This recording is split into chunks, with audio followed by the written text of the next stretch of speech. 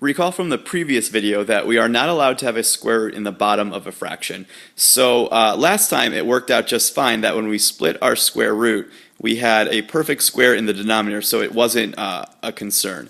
This time, though, we can see that that's not going to be the case. We do not have a perfect square in the bottom. I'm left with a square root of 2, and that is not allowed. So we're going to use a process called rationalizing the denominator to simplify and get rid of our square root. So the way it works is figure out whatever that square root in the bottom is, whatever is causing you problems. And what you're going to do is you're going to multiply by that square root, but not just to the bottom, to the top as well. So I'm going to multiply the top and bottom of this by the square root of 2. Now the reason that's allowed is if I were to do the square root of 2 divided by square root of 2, or anything divided by itself, that's just a 1. So what's in green here is really just a 1. It doesn't look like a 1, but it is. And multiplying by 1 does not change anything. So I'm not breaking any rules. I'm following the math rules, I suppose. Nothing illegal is happening. I'm multiplying just by a 1. So watch how this process works. Since both numbers are inside of a square root, I just multiply them together. Square root of 5 times square root of 2 is square root of 10. And then along the bottom, same thing. They're both in a square root. Square root of 2 times square root of 2 is square root of 4. Okay, but I thought we were supposed to get rid of a square root in the bottom, and we still have that. But notice we have the square root of 4, which is a perfect square. The square root of 4 is just a regular old 2. I've used the square root, so it vanishes. The numerator is the square root of 10. So I still have a square root, but it's no longer in the denominator, so that answer is considered simplified. Now, some people want to go ahead and divide that. They want to say the answer is square root of 5. The reason that does not work is because the 10 is in a square root and the 2 is not, so we can't mix and match like that. We can't do a square root number divided by a non-square root number, so that doesn't work.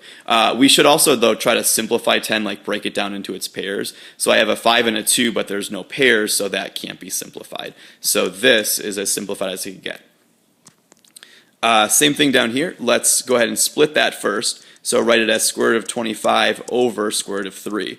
I'm noticing that 25 is a perfect square, so I might as well simplify that right away. Square root of 25 is just regular 5 divided by the square root of 3. Now, like we just said, that answer is not considered simplified because we have a square root in the bottom. So the way that we rationalize the denominator is multiply not just the bottom by that square root, but the top as well. Because really all that is multiplying by a 1, and that is a-okay. It does not change anything.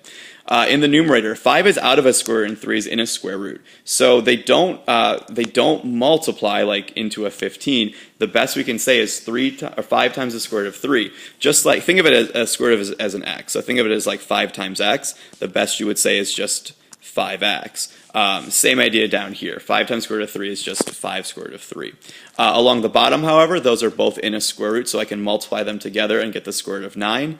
Our goal was to get rid of the square root in the bottom, and we can do that because the square root of 9 is just a regular 3. So there's my simplified answer. One thing you want to check for, always, another thing to check for, another way to simplify, is take a look at what fraction you have left over without the square root and see if that fraction can be simplified. 5/3 cannot be, so that answer is done. But suppose in just a completely separate problem, suppose you had something like square root of 3 over 3.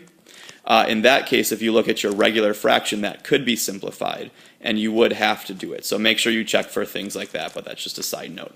Okay, and then let's take a look at one more, unless you want to pause it and try it on your own. I want to multiply the square root of 5 in the top and the square root of 5 in the denominator because I want to get rid of that square root.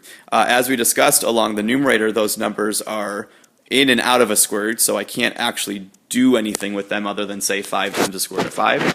Along the bottom, hopefully you guys have figured out the shortcut now. Square root of 25, or square root of 5 times square root of 5 is square root of 25, which is just a regular 5. The square root sort of cancels itself out when you multiply it by itself. That is not the final answer, though, because as we just discussed, look at the regular fraction that's left over, the non-square root part, and simplify that if you can. That can simplify to just 1. So I can write that as 1 square root of 5 over 1, or just square root of 5 would be fine.